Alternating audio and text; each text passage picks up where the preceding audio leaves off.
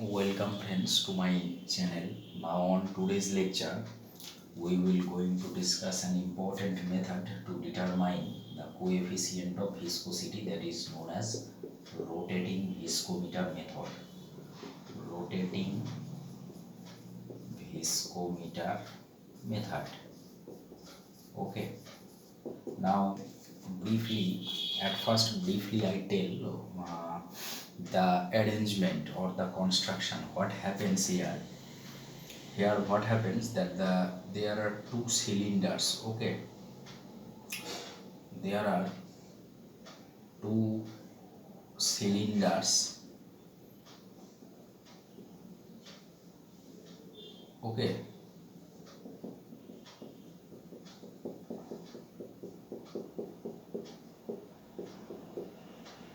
this is the common axis. Okay, so you see in the figure that there are two cylinders. Okay, this and both have a common axis, and the inner cylinder is suspended inside the outer cylinder by, this is a phosphor bronze suspension. Okay, this is a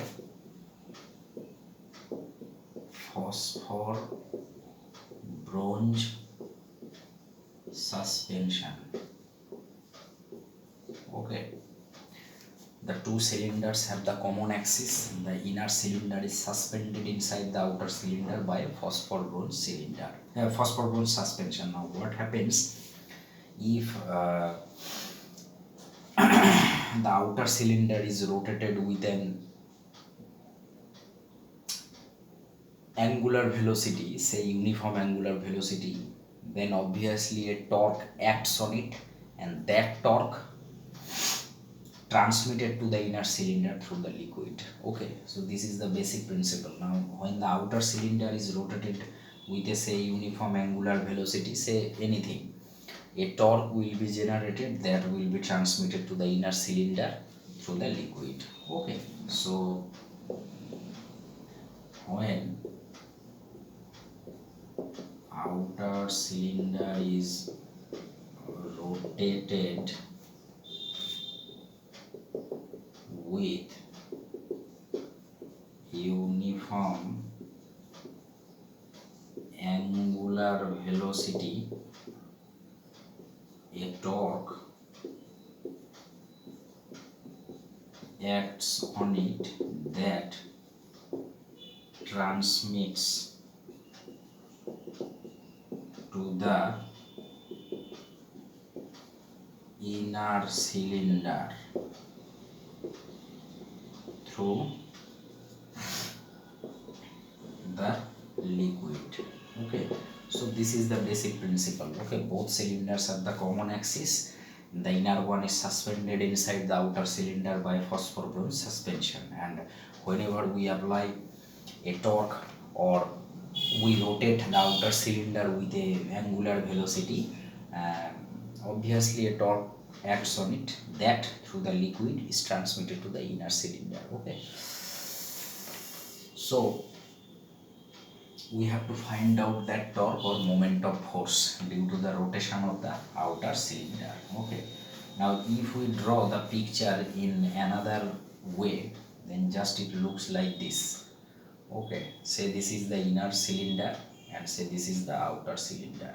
Say the outer cylinder is of radius r2 and the inner cylinder is of, say, radius r1. Okay, fine. Now what will happen? So we take a layer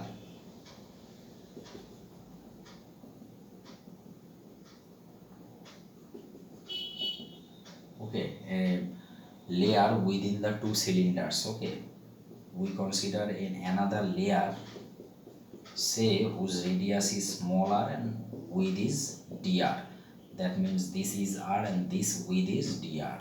Okay, we imagine an elementary layer whose radius is r and width is dr. Okay, so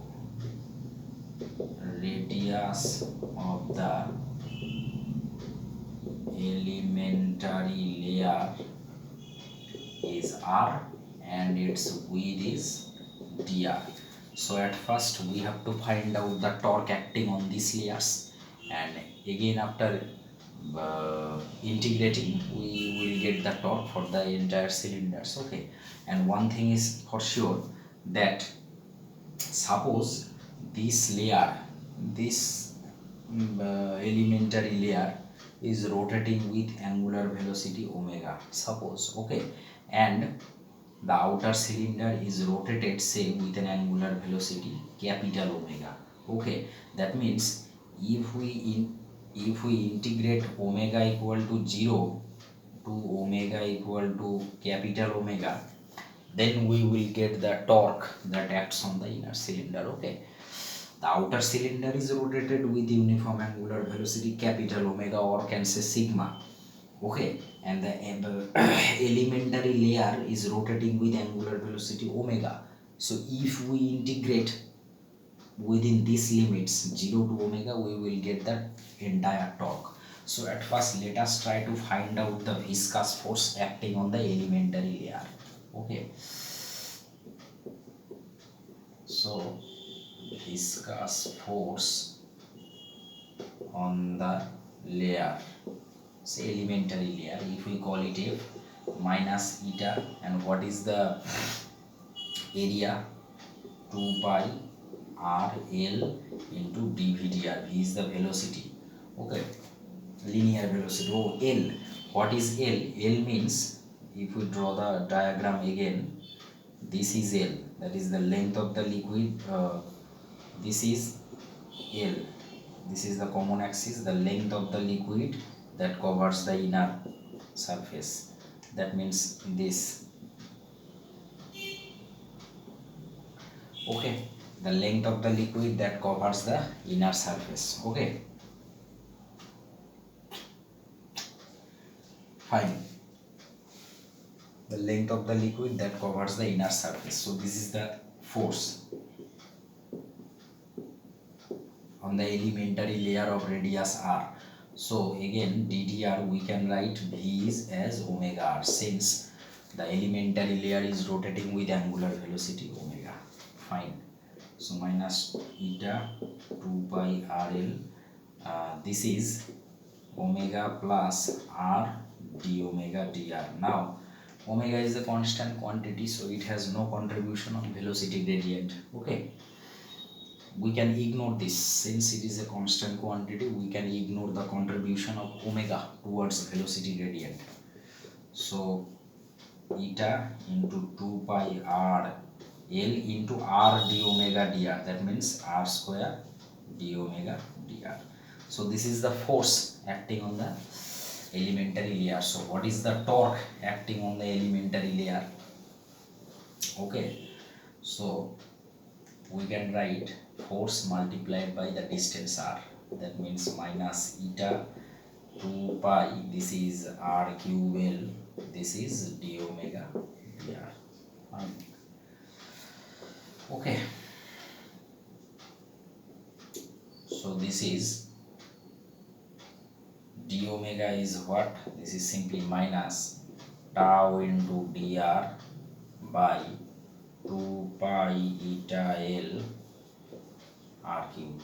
Okay, tau dr by 2 pi eta l r cube. Okay, or simply minus tau by 2 pi eta l, this is simply r1 minus 3 dr. Okay, now if we integrate this within 0 to omega, then we will obtain the total torque.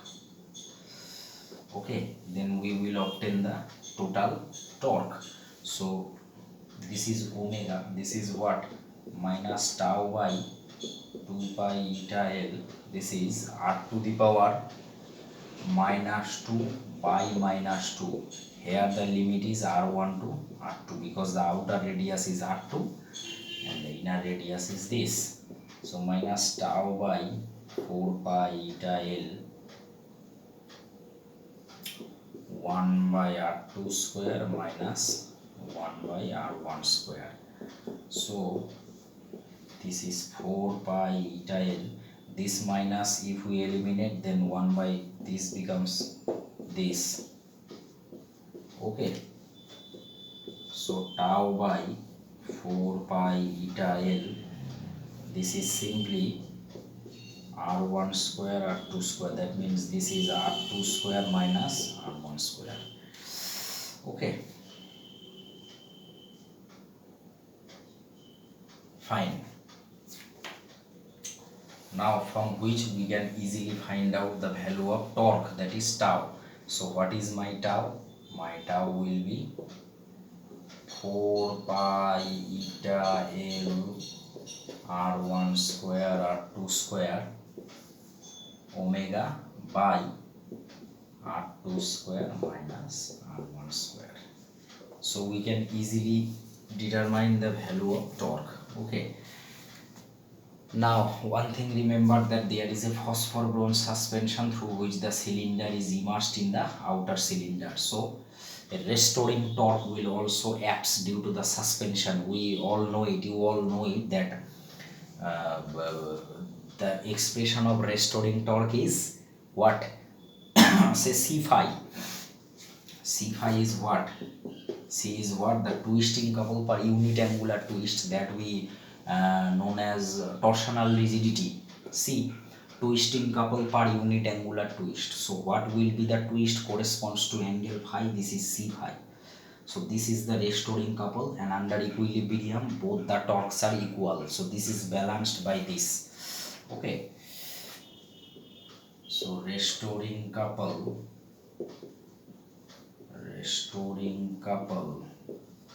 due to suspension is C phi. Okay, fine. So this must be equal to this under equilibrium. Okay, so under equilibrium what we can get? Under equilibrium 4 pi eta L r1 square r2 square omega by r2 square minus r1 square, this equals to C phi. So from which we can easily determine eta. C phi, this is r2 square minus r1 square by 4 pi L omega r1 square r2 square. So this is the formula. By using this one can determine the viscosity of a highly viscous liquids. Okay, so this is the rotating viscometer formula. Okay, and how this theory is developed, I will briefly tell the construction and the working principle. This is important. Okay,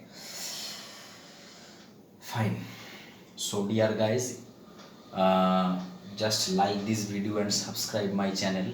Okay, so that you will get more videos in future, and also press the bell icon. Okay, and with this lecture I have almost completed the viscosity chapter, and from my next lecture I shall introduce a new chapter.